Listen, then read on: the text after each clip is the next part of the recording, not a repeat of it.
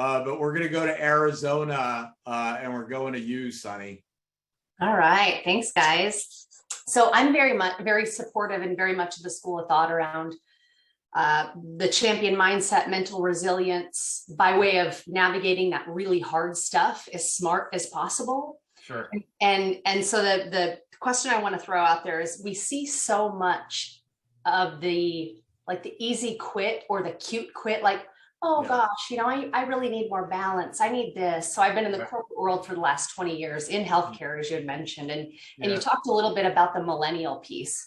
So I'm curious, what are your thoughts on how to best lead and develop those millennials who may find that, I don't want to make a generalization, but in my experience, it's been way easier for them to walk away or quit on something. Right. And so what are your thoughts on how to develop that? It's a great question. And, I've really gone back and forth on this too, because obviously the soldiers that I was leading, I'm on the cusp of being a Gen X and millennial, right? And so I just made the cutoff for me to Gen X, which I was happy about, because millennials got bashed for so many years, right? Everybody loves to bash millennials. And then I kind of saw I kind of realized that they were doing something when I was in the military that I did not. They'd signed up to go to war, right? And I came in a peacetime army, and so that really shifted my paradigm. I'm like, okay, well, they're not all snowflakes here, because clearly you have people who are not only signed up but continue to sign up to go to the nation at war, right? Whether they agreed with it or not. And I was really impressed by that. And it was not my last 20 years in the Army and John in the Navy, were not easy. And so it is very easy to quit. So I was very impressed by that. So I said, okay, well, obviously the Gen X, Gen Z, that's my children, right? I've got teenagers, right? So it's a really interesting case study we even have at home, and I'm sure you do it as well, Sonnie. But it's interesting. I think I grew up under a leadership principle that, this is a Nietzsche saying, so I'm going to get philosophical. If you have a big enough why, you can do any what. And then the leadership principle, how that translates, is like, if you tell people why, they will run through walls for you.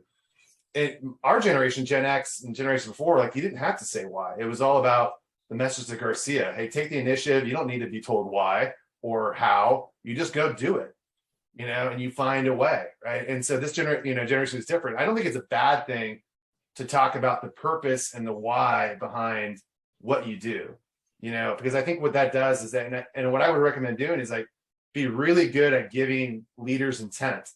And in the military, it's called commander's intent. So that's talking about your purpose, right? Hey, we're taking on a task. We're taking on a mission, right? What is the why behind, what is the overarching purpose behind what I'm doing? What are the 3 to 5 key tasks we need to accomplish in order that are critical to accomplish the mission? And then what do we get out of this? And then I get out of the way and I let them do it.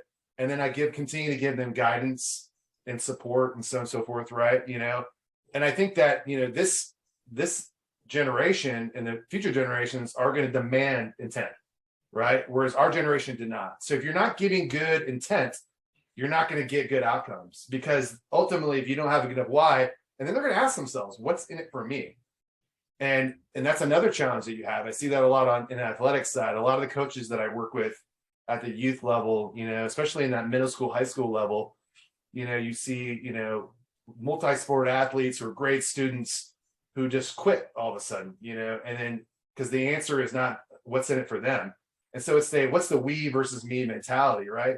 But if you're able to have an overarching, larger purpose of the mission that taps into their values, their beliefs, and their why, that alignment is more likely to happen, right? I know that's easier said than done, believe me, but I think it's an easy thing to practice.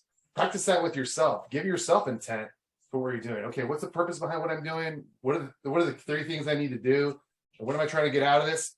And then that allows you to then be able all right, now how do I communicate that in a very concise way to this generation? So I hope that answers your question, Sonnie. Yeah, appreciate it.